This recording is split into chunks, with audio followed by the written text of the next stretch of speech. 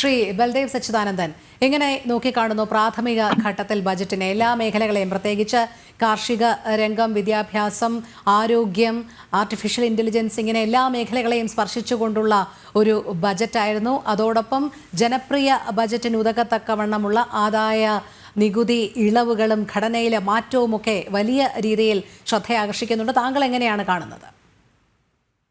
പത്മശ്രീ ലഭിച്ച ദുലാരി ദേവി കൊടുത്ത മധുക്കരി സാരിയും ധരിച്ചുകൊണ്ട് ബീഹാറിന് വേണ്ടി ഒരു ബജറ്റ് വന്നു.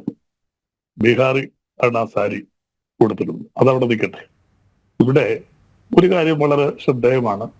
ഇൻകം ടാക്സിന്റെ പരിധി ഉയർത്തി 12 ലക്ഷമായിട്ട് ഉയർത്തിയത് കുറേയധികം ജനങ്ങൾക്ക് ഉപകരിക്കുന്നതാണ്. അത് ഇൻഡെക്സ് അനുസരിച്ച്, എനിക്കിപ്പോൾ സംസാരിച്ച സാമ്പത്തിക വിദഗ്ധർക്ക് അറിയാം, ഇൻഡെക്സ് അനുസരിച്ച് ഇപ്പോൾ അത് 15 ലക്ഷം രൂപയാണ് ആവേണ്ടത്. 12 ലക്ഷമാക്കി, 7-ൽ നിന്ന് 12 ലക്ഷമാക്കി ഉയർത്തി. പക്ഷെ നമ്മൾ മനസ്സിലാക്കേണ്ടത്, ഇൻകം ടാക്സ് നൽകുന്ന ജനവിഭാഗം എന്ന് പറയുന്നത് ഇന്ത്യയുടെ ജനസംഖ്യയുടെ 2%. ആ 2% ജനങ്ങളാണ് ഇൻകം ടാക്സ് കൊടുക്കുന്നത്. കുറച്ച് പേര് കോർപ്പറേറ്റ് ടാക്സ് കൊടുക്കുന്നു. ബാക്കി ഭൂരിപക്ഷം ജനങ്ങളും ടാക്സ് പേസ് അല്ല. പക്ഷെ അവരുടെ കയ്യിൽ നിന്ന് വരുന്ന പണം, ശരിയാണ്, ക്രയവിക്രയത്തിലൂടെ പണം കൂടുതൽ കയ്യിൽ വരുമ്പോൾ അവരുടെ വാങ്ങൽ ശേഷി വർദ്ധിക്കുകയും അപ്പോൾ തീർച്ചയായിട്ടും ആ പണം തിരിച്ച് ഗവൺമെന്റ് കയ്യിലേക്ക്, ടാക്സ് ഇനത്തിലും മറ്റു പൊതുജനങ്ങളുടെ കയ്യിലേക്കും ഒക്കെ എത്തും. ഇപ്പൊ ടാക്സ് കുറച്ചു എന്ന് പറയുന്നത് ആശ്വാസകരമാണ്. എമൗണ്ട് കൂട്ടിയത്, ടാക്സിന്റെ പരിധി 12 ലക്ഷമാക്കി ഉയർത്തിയത്, മറ്റു സ്ലാബുകളും ഒക്കെ അത് ഈ പറയുന്ന 2% പേരിലേക്കാണ് ഒതുങ്ങി വരുന്നത്. പിന്നെ നമ്മൾ നേരിടുന്ന ഏറ്റവും വലിയ പ്രധാനപ്പെട്ട പ്രശ്നം, 2 കാര്യങ്ങൾ പറഞ്ഞിട്ട് ഞാൻ ബാക്കി കാര്യങ്ങളിലേക്ക് വരും. ഒന്ന്, കേരളം. ഈ ബജറ്റിൽ ഏറ്റവും കൂടുതൽ അവഗണിക്കപ്പെട്ട ഒരു സംസ്ഥാനം കേരളമാണ്.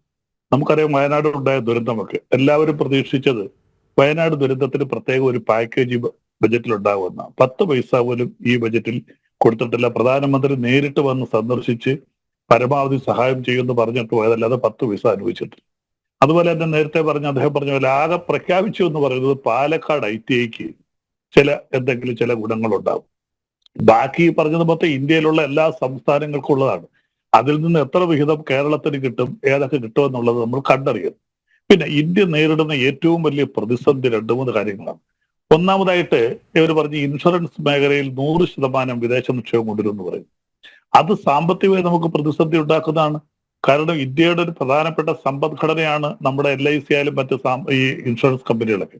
ആ ഇൻഷുറൻസ് മേഖലയിലേക്ക് നേരത്തെ തന്നെ 50% കൂടുതൽ FDI കൊണ്ടുവരാൻ പാടില്ല എന്ന് എല്ലാ സാമ്പത്തിക വിദഗ്ധരും തന്നെ മുന്നറിയിപ്പ് നൽകിയിട്ടുള്ളതാണ്.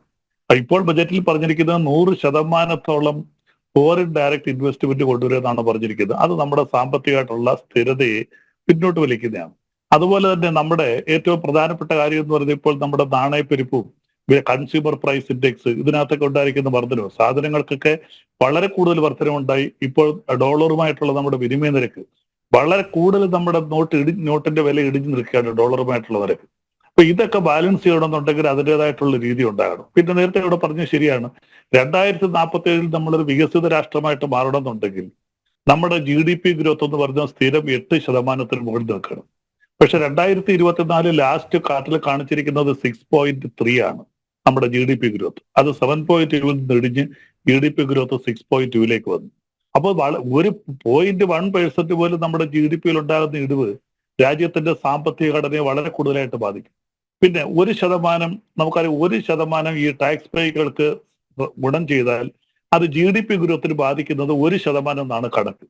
മറിച്ച് കാപ്പെക്സ്, അതായത് ക്യാപിറ്റൽ എക്സ്പെൻഡിച്ചർ, അതായത് മൂലധന നിക്ഷേപം, മറ്റ് പ്രവർത്തന മേഖലകളിൽ എത്ര കോടി രൂപ മൂലധന നിക്ഷേപം നടത്തുന്നു, അത് 1% കൂട്ടിയാൽ 3 to 4% GDP-യിൽ ഇൻക്രീസ് ഉണ്ടാവുന്നതാണ് കണക്ക്. അപ്പൊ ആ രീതിയിലൊരു മൂലധന നിക്ഷേപത്തെ കുറിച്ച് പ്രത്യേകിച്ച് യാതൊന്നും പറയുന്നില്ല. ഏതൊക്കെ മേഖലകളിൽ എത്ര കോടി രൂപ നമുക്ക് മൂലധന നിക്ഷേപം ഉണ്ടാവും, ആ കാപ്പെക്സിൽ ഉണ്ടാകുന്ന വർധനവ് എന്താണ്, എത്ര ശതമാനം ഞങ്ങൾ കാപ്പെക്സിൽ വർധനവ് ഉണ്ടാവും. ആ വർധനവാണ് നമ്മുടെ ഇൻകം ടാക്സിൽ ഉണ്ടാകുന്ന കുറവിനേക്കാൾ കൂടുതലായിട്ട് കാപ്പെക്സിൽ ഉണ്ടാകുന്ന 1% വർധനവ് നമുക്ക് 4% വരെ നമ്മുടെ GDP വർദ്ധിക്കും. പിന്നെ നമ്മൾ നേരിടുന്ന ഏറ്റവും വലിയ പ്രധാനം എന്താണ്? നമുക്ക് ഏറ്റവും പ്രധാനപ്പെട്ട കാര്യം എന്ന് പറഞ്ഞാൽ തൊഴിലില്ലായ്മയാണ്. ഇപ്പോൾ പറഞ്ഞിരിക്കുന്നത് MSMEകൾക്ക്, സ്റ്റാർട്ടപ്പുകൾക്കൊക്കെ ചില സഹായങ്ങൾ നൽകും, അതിലൂടെ തൊഴിലില്ലായ്മ മാറുമെന്നാണ്. 2023 വിട്ടിരിക്കുന്ന കണക്കനുസരിച്ച് 18.6 മില്യൺ യുവാക്കളാണ് ഇന്ത്യയിൽ തൊഴിൽരഹിതമായിട്ടുള്ളത്. 18.6 മില്യൺ 2023-24 ഒരു ഇൻഡെക്സ് സർവേ പുറത്തുവിട്ടിരിക്കുന്നു. അതിലൊക്കെ ഉപരിയായിട്ട് 393.7 മില്യൺ ആൾക്കാർ ജോലി ചെയ്യുന്ന സ്ഥലങ്ങൾ വളരെ മോശകരമായിട്ടുള്ള ജോലിയോ അവരുടെ തൊഴിലവസരങ്ങളോ അവരുടെ വേതനങ്ങളോ ഒക്കെ വളരെ കുറവാണ്. അപ്പം പ്രധാനമായിട്ട് യുവാക്കൾ നേരിടുന്ന ഒരു പ്രശ്നമാണ് തൊഴിലില്ലായ്മ. അപ്പോൾ സ്മാൾ സ്കെയിൽ ഇൻഡസ്ട്രീസ് കൊണ്ട് ഞാൻ അംഗീകരിക്കുന്നു, കുറച്ചൊക്കെ തൊഴിലായി പരിഹരിക്കാൻ പറ്റും. പക്ഷെ എനിക്ക് മുമ്പ് പറഞ്ഞ അദ്ദേഹം വളരെ വ്യക്തമായിട്ട് ആ കാര്യം പറഞ്ഞു, ഇത് പ്രാവർത്തികമാവുകയാണെങ്കിൽ ചില കാര്യങ്ങളൊക്കെ നല്ലതാണ് അദ്ദേഹം പറഞ്ഞു. അവിടെയാണ് ഞങ്ങളുടെ സംശയം എന്ന് പറയുന്നത്.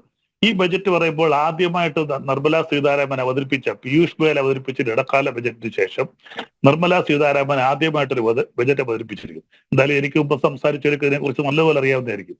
അതിൽ പറഞ്ഞിരിക്കുന്ന പല കാര്യങ്ങൾ അന്ന് പറഞ്ഞെന്താ, 7 കോടി കർഷകർക്ക് കിസാൻ ക്രെഡിറ്റ് കാർഡ് കൊടുക്കുന്ന പ്രഥമ ബജറ്റിൽ പറഞ്ഞതാണ്. എത്ര പേർക്ക് കൊടുത്തു കിസാൻ ക്രെഡിറ്റ് പദ്ധതി?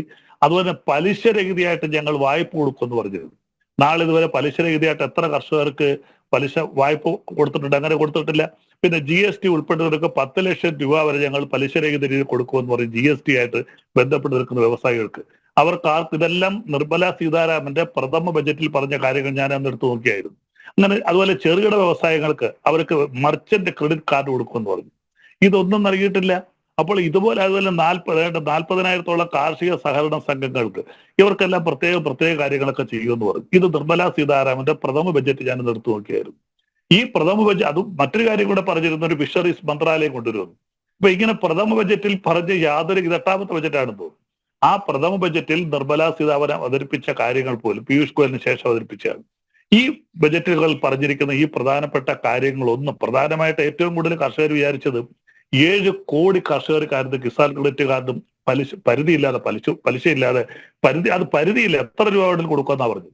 അതൊന്നും ഇതുവരെ നടപ്പിലായിട്ടില്ല. അപ്പൊ ഞാൻ പറഞ്ഞത്, ബജറ്റിൽ പറഞ്ഞിരിക്കുന്ന കാര്യങ്ങൾ കേൾക്കുമ്പോൾ വളരെ ആശാവഹമാണ് പല കാര്യങ്ങൾ. പക്ഷെ ഏറ്റവും കൂടുതലായിട്ട് നമുക്ക് ഭാരതമെന്ന് വേണം നമ്മുടെ ചിന്താഗതി. പക്ഷേ നമ്മൾ കേരളത്തെ കുറിച്ച് പറയുമ്പോൾ ഏറ്റവും കൂടുതൽ സാമ്പത്തികമായിട്ട് ജനിക്കുന്ന കേരളത്തിന് ആശാവഹമായിട്ട് എടുത്തു കാണിക്കാൻ വളരെ കൂടുതലൊന്നും വേണ്ടായിരുന്നു. ആ വയനാടുള്ള ആ ദുരന്തത്തിൽപ്പെട്ട ജനങ്ങളെയെങ്കിലും ചേർത്ത് പിടിക്കത്തക്ക രീതിയിൽ എന്തെങ്കിലും ഒരു കാര്യങ്ങൾ കേരളത്തിന് സഹായിക്കാൻ വേണ്ടി. അപ്പൊ ഈ ബജറ്റിൽ പുറമെ എടുത്തു പറയുമ്പോൾ കുറെ കാര്യങ്ങൾ എടുത്ത് കാണിക്കാവുന്നുണ്ടെങ്കിൽ പോലും അതിലൊക്കെ പ്രധാനപ്പെട്ട കാര്യങ്ങളുണ്ട്. ഇതിനകത്ത് ഏകദേശം 14.45 ലക്ഷം കോടി രൂപ ബോറോയിങ്സിലൂടെ കണക്ട് ചെയ്യുന്ന, ഞാനന്തരം ശ്രദ്ധിച്ച് വിട്ടുപോയത്.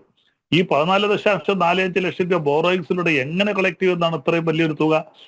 ഇത് നേരത്തെ വിറ്റതുപോലെ ഓഹരി ഒഴിക്കാനാണോ? ഇത്രയും നാളായിട്ട് ഈ ഗവൺമെന്റിലൂടെ വന്നിട്ട് ഏതാണ്ട് 5 ലക്ഷം കോടി രൂപ 2014 മുതൽ 2024 വരെ 5 ലക്ഷം കോടി രൂപയുടെ ഷെയറുകൾ വിറ്റിട്ടുണ്ട്. 2016 ഇന്ത്യയുടെ നോട്ട് നിരോധിക്കുമ്പോൾ ഇന്ത്യയുടെ നോട്ട് 16.25 ലക്ഷം കോടി രൂപയായിരുന്നു. പലരും സംസാരിക്കാതെ പോകുന്നൊരു കാര്യമാണ്. ഇപ്പോൾ ഇന്ത്യയിൽ സർക്കുലേഷൻ ഉള്ളത് 32 ലക്ഷം കോടിയാണ്. അതായത് ഈ 8 വർഷം കൊണ്ട് ഈ ഗവൺമെന്റ് 16 ലക്ഷം കോടി രൂപ അധികം അടിച്ചു. 2047 മുതൽ 2016 വരെ ഏകദേശം 70ഓളം വർഷം ഇന്ത്യയിൽ സർക്കുലേഷൻ ഉണ്ടായിരുന്നത് 16.25 ലക്ഷം കോടിയായിരുന്നെങ്കിൽ ഇപ്പോൾ സർക്കുലേഷൻ ഉള്ളത് 32 ലക്ഷം കോടിയാണ്. ഈ 16 ലക്ഷം കോടി രൂപ അധികം റിസർവ് ബാങ്കിനെ കൊണ്ട് അടുപ്പിച്ചിട്ട് ഓരോ പ്രാവശ്യവും ബജറ്റിനകത്തുള്ള കമ്മിനകത്ത് എന്നിട്ട് ഞങ്ങൾ റോഡ് നന്നാക്കുന്നു, വികസനം, ഇതെല്ലാം നോട്ടടിക്കുകയാണ്. അപ്പൊ നോട്ടടിച്ച് നമ്മുടെ അതുപോലെ നമ്മുടെ ഓഹരികൾ വിറ്റും എല്ലാം ഇങ്ങനെ വർദ്ധിച്ചുകൊണ്ടിരിക്കുന്നു. അതുപോലെ ഇന്ത്യയുടെ വിദേശ കടം എന്ന് പറയുന്നത് 55 ലക്ഷം കോടിയിൽ നിന്ന് 2014 ഗവൺമെന്റ് വരുമ്പോൾ 55 ലക്ഷം കോടിയായിരുന്നു. ഇപ്പോൾ 169.46 ലക്ഷം കോടിയാണ് 2024 സാമ്പത്തിക വർഷത്തെ. അപ്പൊ ഇതിങ്ങനെ കൂടി വരികയാണ്. GDP-യുടെ 40% താഴെ നിൽക്കണമെന്നാണ് പറയുന്നത് എപ്പോഴും നമ്മുടെ ഡെഫിസിറ്റ് മറ്റ് കടങ്ങളും ഒക്കെ. പക്ഷെ അതിന് മുകളിൽ 40% വരെ പോയി നിൽക്കുകയാണ്. അത് ഫിസ്ക്കൽ മാനേജ്മെന്റ് ആക്ടിൽ പ്രത്യേകം പറയുന്നതാണ്.